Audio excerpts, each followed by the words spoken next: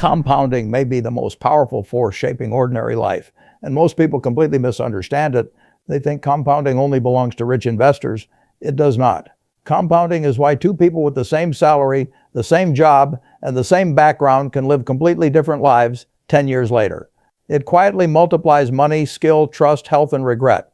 If you do not understand that, you can spend years doing the right things and still quit right before your life was about to change. That is why so many ordinary people feel confused by their own lives. You wake up at the same time every morning, you make your coffee, you navigate the exact same commute, and you put in a solid 8 or 9 hours of work. You are not lazy. You pay your bills on time, you try your best to set a little bit of money aside when you can, and you generally try to make responsible choices. Yet, when you sit down at the end of the year and look at your bank account, your career progress, or your overall stress levels, nothing seems to have changed. You feel like you are walking on a treadmill. You are burning an incredible amount of energy, making all the right motions, but your actual position in life remains completely static. This is the quiet, exhausting frustration that defines the modern working class. You look at people who seem to effortlessly move upward in wealth or career, and you assume they must have access to some secret strategy that was never explained to you. While luck and background certainly exist, the deeper reason you feel stuck is much more fundamental. It has nothing to do with a lack of effort on your part. The reason your life feels completely flat is that you have been conditioned from birth to expect linear progress from choices that only make sense when viewed through compounding. From the time you are a child in school, you are taught a very simple linear equation for success. You do 1 hour of homework and you get 1 good grade. When you enter the workforce, that linear equation becomes even more ingrained in your mind. You trade 1 hour of your physical labor or your mental attention and you receive $20 in return. You work 40 hours, you get paid for 40 hours. It is a straight, predictable line. 1 unit of effort always equals 1 unit of immediate reward.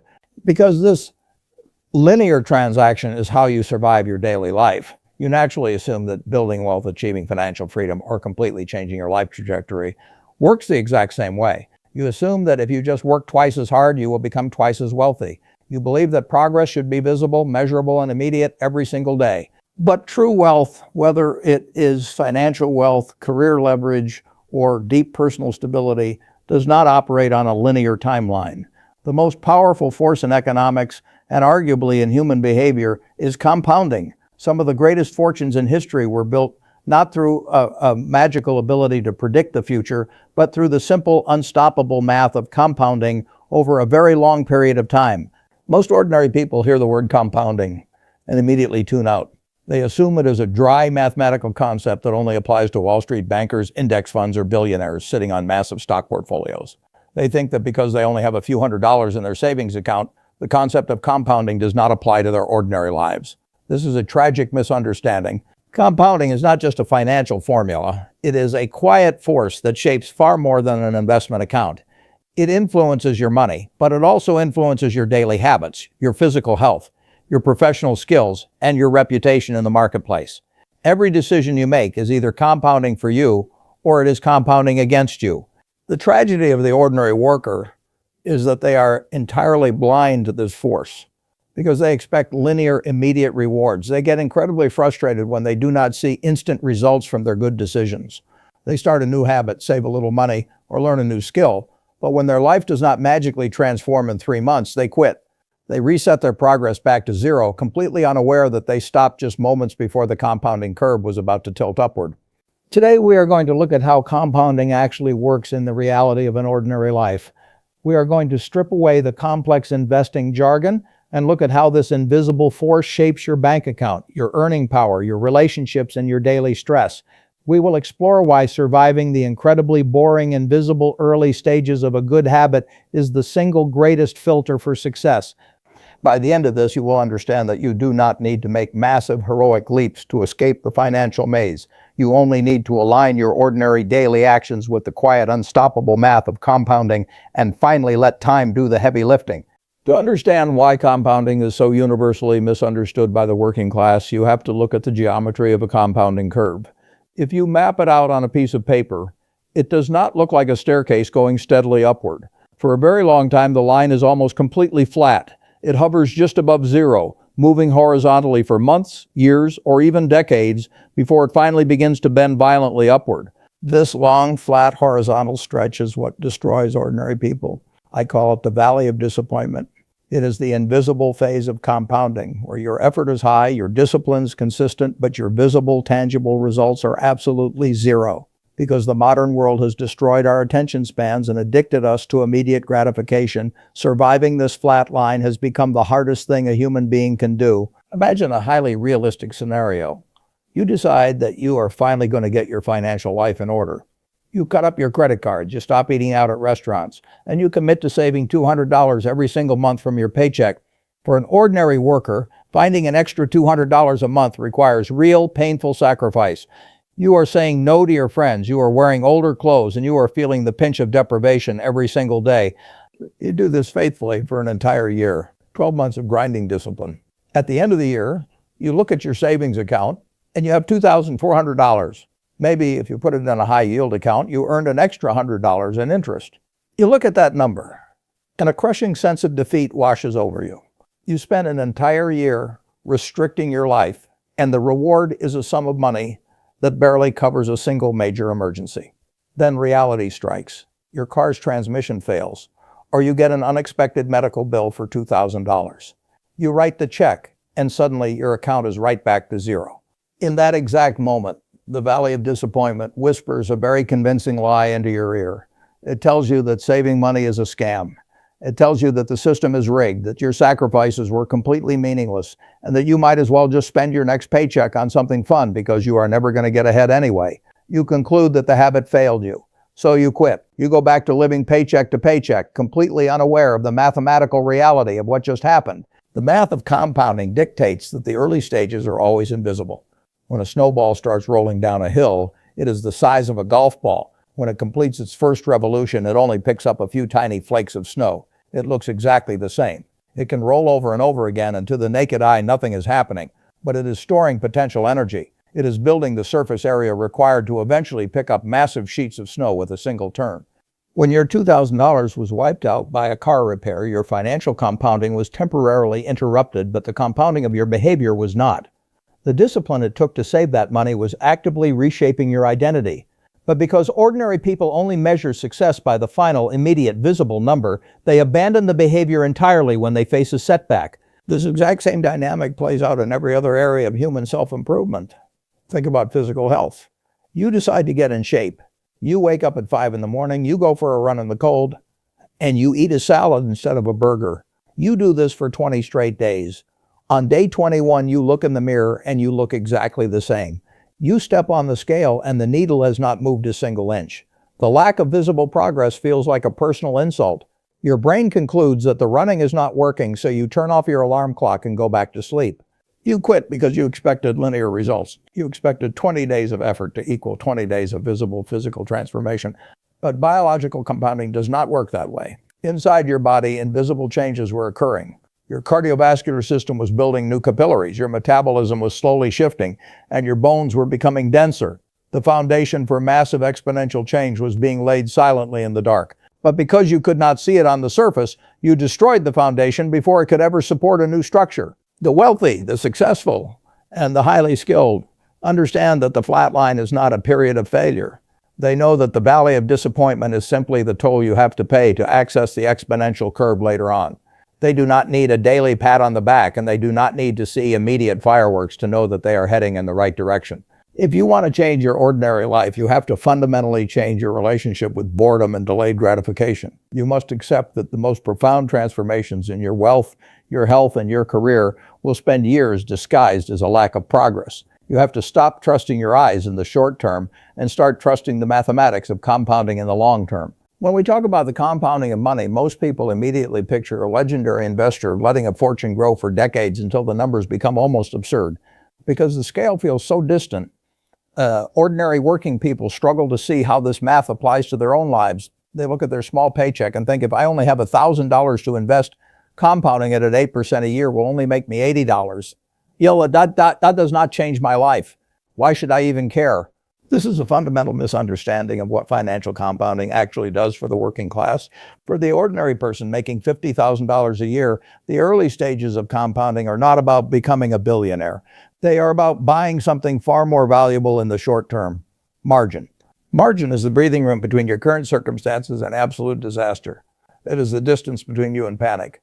When you live paycheck to paycheck, you have zero margin. Your financial life is highly brittle. A single flat tire, a leaky roof, or a missed week of work due to illness can throw your entire existence into chaos. When you have zero margin, you are forced to make desperate decisions. You take out payday loans with predatory interest rates, you put groceries on credit cards you cannot pay off, and you stay in toxic, abusive jobs because you literally cannot afford to miss a single Friday deposit. Building your first layer of financial compounding, say saving your first $5,000, is incredibly brutal. It feels like you are shoveling dirt with a spoon. You are sacrificing daily comforts for a number on a screen that seems insignificant. But what that $5,000 buys you is not a lifestyle upgrade, it buys you a shock absorber. Let us look at how margin creates a compounding effect on your life decisions. Imagine your car breaks down, and the mechanic says it will cost $1,200 to fix. If you have zero margin, you panic. You put that $1,200 on a credit card charging 25% interest. Because you can only afford the minimum monthly payments, that repair eventually costs you $2,000 over the next few years. That is negative compounding dragging you backward. But if you have that $5,000 of compounded savings, the car breaking down is no longer a personal tragedy. It is simply an annoying Tuesday. You write a check for $1,200, your car is fixed, and your life continues without a single drop of debt or panic. By simply having the cash, you prevented negative compounding from infecting your financial life. This is the invisible dividend of saving money. As you continue to let your money compound, you start to reach the next level of margin, negotiating power. When you have 3 to 6 months of living expenses sitting quietly in a bank account, your entire psychological posture at work changes. You stop operating from a place of fear. If your manager asks you to do something unethical or expects you to work 60 hours a week for no extra pay, you suddenly have the power to say no. You can calmly walk into an interview and negotiate a higher salary because you do not reek of desperation. The employer knows they cannot bully you into accepting a lowball offer because you do not absolutely need the job tomorrow to survive. This is how small amounts of compounded money lead to massive leaps in earning power.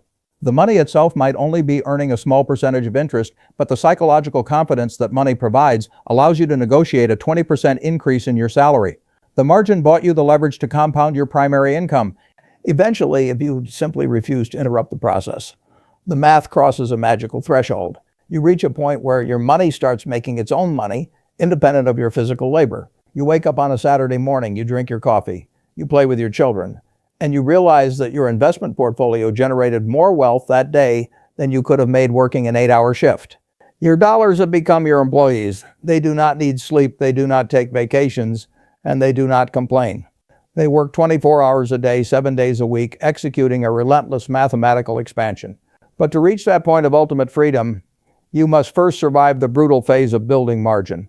You must be willing to endure the slow, boring accumulation of the first few $1,000s, completely ignoring the temptation to spend it on a fleeting luxury. You are not just saving pennies, you are systematically buying back your own freedom 1 month of margin at a time. If we limit our understanding of compounding solely to money and interest rates, we miss the most powerful asset an ordinary person actually has control over: their own earning power. You cannot penny pinch your way to massive wealth if your income is permanently capped near the poverty line. At some point, you have to increase the amount of capital flowing into your system. This requires the quiet, deliberate compounding of professional skill and value. Most people treat their careers with the exact same linear mindset they apply to an hourly wage. They view their job as a simple, daily exchange of time for money. They show up, do the bare minimum required to not get fired, collect their paycheck on Friday, and go home. They stay in the exact same position for a decade and then complain bitterly that they are not moving up the corporate ladder. But they do not actually have 10 years of compounded experience. They have 1 year of basic experience repeated 10 times. True career growth is not linear. It does not happen just because you have been sitting in an office chair for a long time. It happens through a process called skill stacking. Compounding in the workplace does not mean becoming the absolute best in the world at one tiny, highly specific thing. For most ordinary people, trying to be the top 1% in a single competitive field is statistically impossible. Instead, compounding your earning power means becoming very good at 3 or 4 complementary skills and letting them multiply each other's value over time. Let us look at a realistic example. Imagine you are an ordinary administrative assistant. Your primary skill is organizing schedules, answering emails, and keeping the office running. In your first year, you are paid purely for your basic organizational labor. You are easily replaceable. But instead of clocking out mentally at 5 o'clock, you decide to spend a few hours a week learning basic data analysis using spreadsheets.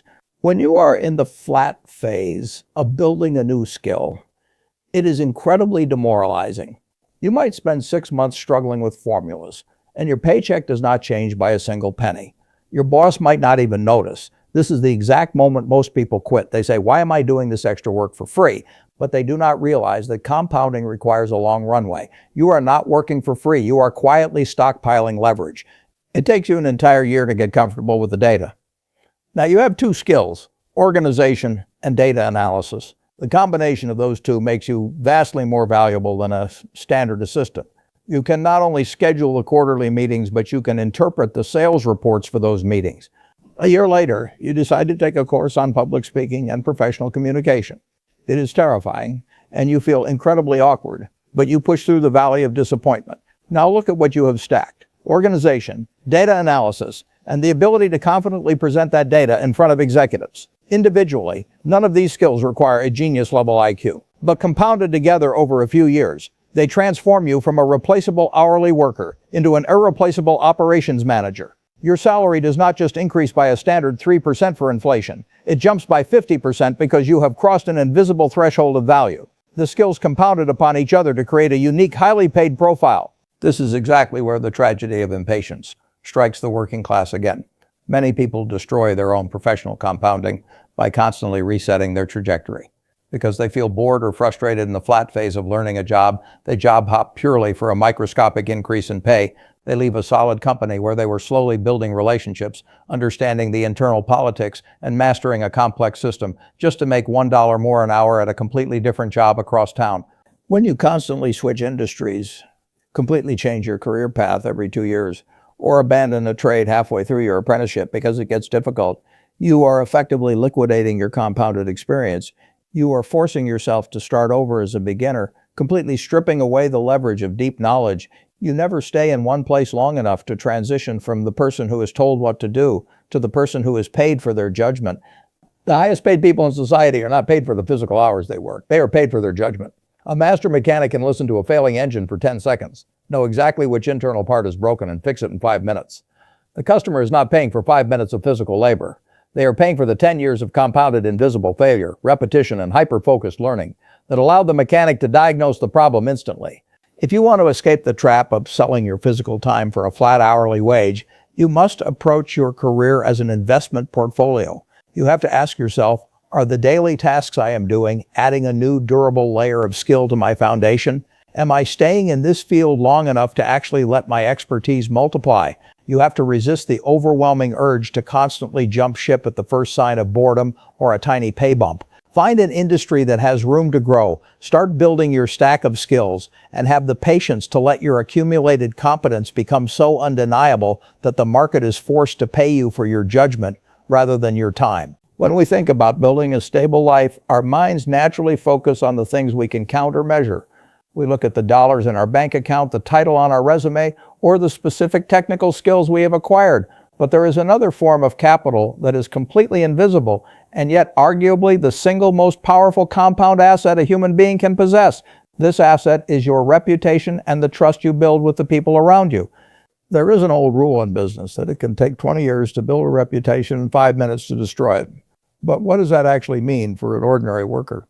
It is not just public relations advice for billionaires or corporations. It is a fundamental law of social gravity that dictates how easily you will move through your life and your career. Trust is the ultimate social currency, and just like money, it compounds incredibly slowly in the beginning and then exponentially over time. Think about the early stages of building a reputation for absolute reliability. In the beginning, it feels exactly like the valley of disappointment we discussed with saving money. You show up to work on time, you do exactly what you promised to do, you do not cut corners, you do not gossip, and you take responsibility when you make a mistake. For the first few years, what is your reward for this high level of integrity? Usually nothing but more work. You do not get a parade for being honest on a Tuesday. Your paycheck does not double just because you were reliable for 6 months. Because the initial rewards of integrity are invisible. Many ordinary people simply stop trying. They see a coworker who lies, takes credit for other people's work, or cuts corners, and they watch that person get a temporary promotion or a slight bump in pay. The ordinary person looks at that and concludes that playing by the rules is a scam. They decide that reliability does not pay the bills, so they lower their standards. They start arriving a little late, making small excuses and doing the bare minimum. They interrupt the compounding of their own reputation because they wanted an immediate payoff. But let us look at what happens if you refuse to interrupt that process. Imagine you are an independent contractor, a plumber, or an electrician. In your first year of business, you are barely surviving. You show up when you say you will, you charge a fair price, and you do excellent work, but you are still struggling to find clients.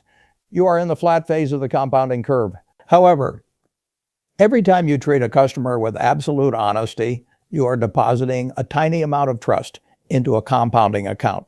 Year 2 is a little better. Year 3, previous customers start calling you again. By year 10, something magical happens. You no longer need to spend a single dollar on advertising. You have a wait list of 6 months. You can charge a premium rate, and people will gladly pay it without arguing because they are no longer just paying for your labor. They are paying for the peace of mind that comes from your compounded reputation. They know you will not cheat them, and that absolute certainty is a highly valuable compounding asset. This exact same dynamic plays out inside a corporate office. If you spend a decade being the person who consistently delivers without making excuses, your reputation begins to precede you. You build a massive reservoir of trust with your managers and your peers. This compounded trust acts as a friction reducer in your life. When a massive high-paying opportunity opens up in the company, the executives do not want to take a risk on an unknown variable. They want a sure thing. Your name becomes the only one in the room. Furthermore, when you inevitably make a massive mistake, because every human being makes mistakes, your compounded reputation acts as a shield. Instead of being fired, you are given the benefit of the doubt. Your boss assumes it was a rare anomaly rather than a character flaw. A strong reputation means opportunities automatically flow toward you, deals close faster, and people actively want to help you succeed. It is the ultimate invisible multiplier of your ordinary efforts, but it requires the exact same agonizing patience as financial investing. You must be willing to do the right thing day after day, year after year, even when no one is watching, and even when there is no immediate financial reward, trusting that the math of human behavior will eventually pay you back with exponential dividends. So far, we have discussed compounding as a force that can rescue you from a life of financial stagnation. We have looked at how it multiplies your money, your earning power, and your social capital.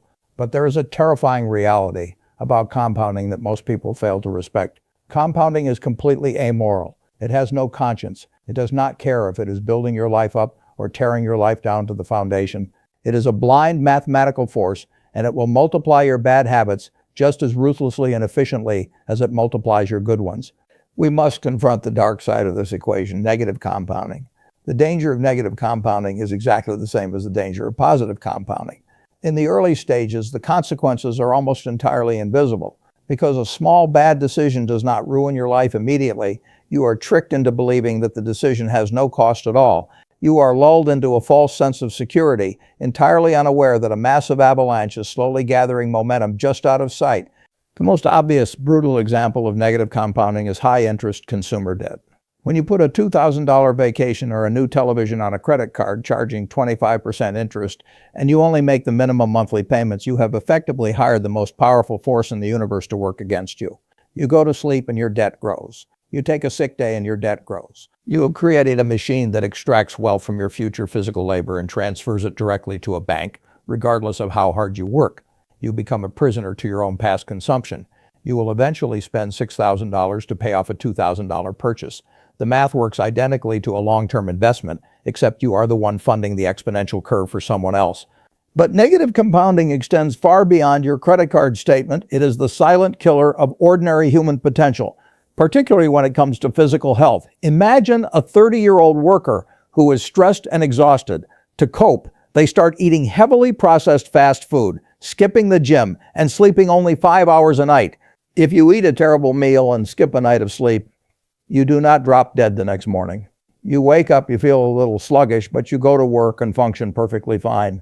The consequence of that single bad decision is functionally zero. So you repeat it the next day and the next week and the next year. You spend your entire 30s living in the flatline phase of negative compounding. You assume that because you have not had a heart attack yet, your body is somehow immune to your lifestyle. But biology, just like finance, never forgets. Every missed hour of sleep, every poor meal, and every day of zero movement is a tiny deposit into a negative compounding account. When that person hits 50 years old, the curve violently bends upward. Suddenly they are facing chronic inflammation, severe cardiovascular issues, and a total collapse of their daily energy. Their health did not fail overnight. They simply spent 20 years silently compounding their physical debt until the body finally issued a margin call. The exact same invisible math that builds an empire can completely destroy a human body. We see this same destructive math in human psychology and relationships. Think about a person who develops a tiny habit of complaining. At first, it is just venting about a manager or gossiping about a coworker. It feels harmless. It provides a tiny burst of relief.